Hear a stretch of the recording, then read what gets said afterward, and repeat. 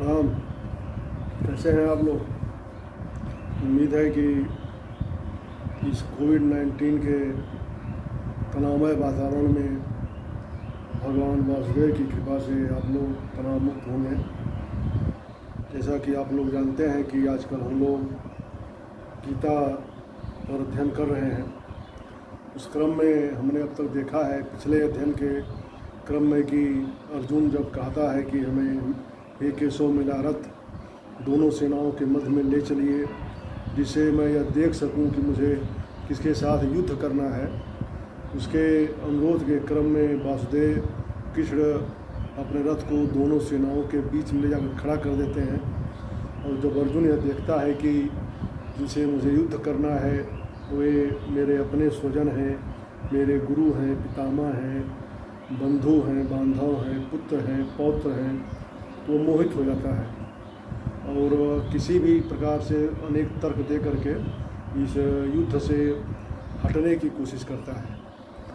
तो उसी क्रम में इसके पहले कि हम अपनी बात आगे बढ़ाएं, आपसे यह आग्रह है कि यदि आप इस चैनल को अपने आदर्श यूट्यूब चैनल को आदर्श स्लीप पॉइंट जो आपका चैनल है, अगर इसे सब्सक्राइब न किए हों सब्सक्राइब कर दीजिए, लाइक आइकन बटन दबा दीजिए और पुनः हम जिसे जो भी वीडियो मैं आपके पास भेजता हूँ तुरंत आपके पास उसका नोटिफिकेशन चला जाएगा, आप तुरंत देख लेंगे। अब हम पिछले श्लोक के आगे देखेंगे। अर्जुन कहता है कि येषाम् अर्थे कंचितं नो राज्यं भोगा सुखानि च तम इमे अवसिता युद्धे प्राणान् त्यक्त्वा धनानि च।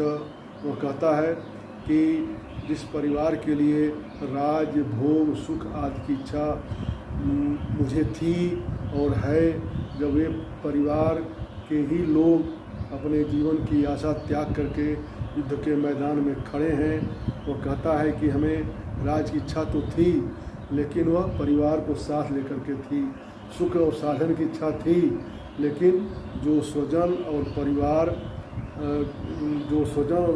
के साथ उसे भोगने की इच्छा थी,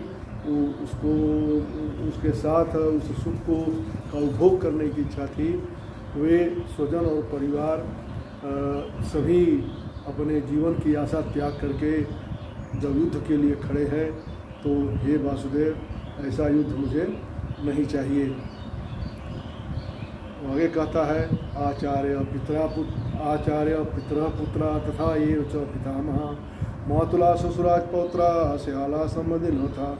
इस युद्ध में आचार्य, ताऊ, चाचे, लड़के और इसी प्रकार दादा, मामा, ससुर, पोते, साले समस्त संबंधी ही अपने प्राणों की इच्छा त्याग करके इस युद्ध में आकर के खड़े हैं। आगे कहता है एतान्न हन्तुम् इच्छामि घ्नता अभिमंसूदन अपित्रैलोक्य राज्यस्य हेतु किन्नु मही कृते। अर्जुन कहता है कि हे मधुसूदन, मुझे मारने पर भी अथवा तीनों लोकों के राज्य के लिए भी मैं इन सबको मारना नहीं चाहता। फिर भी इस पृथ्वी की तो बात ही छोड़ दीजिए। वो यहाँ तक कहता है कि यदि ये उपस्थित राजागण मुझे मार दें या इनके मारने के बदले मुझे तीनों लोगों का राज भी मिले, तब भी मैं इसे युद्ध करना नहीं चाहता, इनका वध करना नहीं चाहता। इस पृथ्वी की तो बात ही आप छोड़ दीजिए। निहत्र धार्तराष्ट्रान् न का प्रीत स्यात् जनार्दन पापमेव आश्रयेत अस्माथत्वा एतान् तातायिनः। हे जनार्दन, धृतराष्ट्र के पुत्रों को मार कर भी हमें क्या प्रसन्नता होगी? इन अताताइयों को मारकर भी तो हमें पाप ही लगेगा। अताताइयों का वध करना किसी भी सामान्य व्यक्ति के लिए तो सामान्य बात है, परंतु अर्जुन सामान्य व्यक्ति नहीं था, वो स्वभाव से साधु पुरुष था। वो कहता है अतः उनके साथ वह भी साधुवत व्यवहार करना चाहता था। आगे कहता है तस्मात् न हरा वयम हंतुम धातराष्ट्रान् स्वबान्धवान् स्वजनम ही कथम हत्वा सुखनं श्याम माधव। अर्जुन के सम्मुख विशिष्ट व्यवहार के शत्रु थे। सामान्य शत्रु अर्जुन के सामने सामान्य शत्रु नहीं थे, वे विशिष्ट व्यवहार के शत्रु थे। जिनके गोद में वो कभी खेला था, जिनके संरक्षण में कभी शिक्षा प्राप्त किया था, ऐसे लोग थे। उसके पुत्र थे, पौत्र थे, तो उसके पितामह थे, आचार्य, मित्र। तो इसलिए उसके मन में यह विचार उत्पन्न होता है कि उनके प्रति वह सामान्य शत्रुओं जैसा व्यवहार नहीं कर सकता।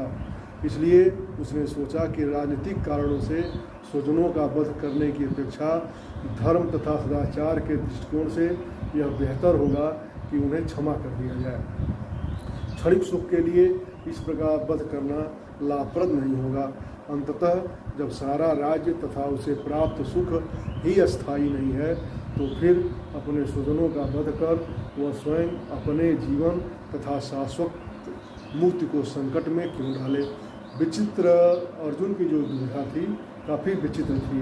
वह विचित्र दुविधा में पड़ चुका था। वह देख रहा था कि ये प्रकार से महाप्रलय की स्थिति सामने आने वाली है, सामने आ चुकी है। इतने में इसमें से जीवित बच करके अपने परिवार में कोई शायद ही जा पावे। जबकि विराट नगर में जो युद्ध हुआ था, तो विराट नगर के युद्ध में अर्जुन ने अकेले ही प्रमुख सभी कौरव सेनापतियों को पराजित कर दिया था। परंतु वह सोच रहा है कि उसने वहाँ किसी का वध नहीं किया था। लेकिन यदि यहाँ युद्ध हुआ तो उसके वहाँ के विपरीत यहाँ पितामह का वध करना होगा, आचार्य को मारना होगा, और अकेला तो वही मारने वाला है नहीं, शत्रु पक्ष के योद्धा भी तो मारेंगे। एक और महाराज युधिष्ठिर हैं, वही अभिमन्यु है, उसके अन्य सारे भाई, उनके पुत्र, सभी मित्र, कोई भी तो मारा जा सकता है। वो देख रहा है, अनुभव कर रहा था कि जैसे सबके गले में यम का पास पड़ चुका हो। शायद अब कोई भी कभी भी परिवार में लौट नहीं सकता। इस प्रकार अर्जुन अवसादग्रस्त हो गया। करुणा की आँच में उसका हृदय पिघलता चला जा रहा था। ऐसा प्रतीत हो रहा था जैसे उसकी हथेलियाँ ऐंठ ऐंठ कर पीड़ा से चित्कार रही हो। इसी के साथ आज का यह प्रसंग समाप्त होता है। पुनः अगले वीडियो में अगले प्रसंग के लिए, तब तक के लिए हमें इजाज़त दीजिए। प्रणाम।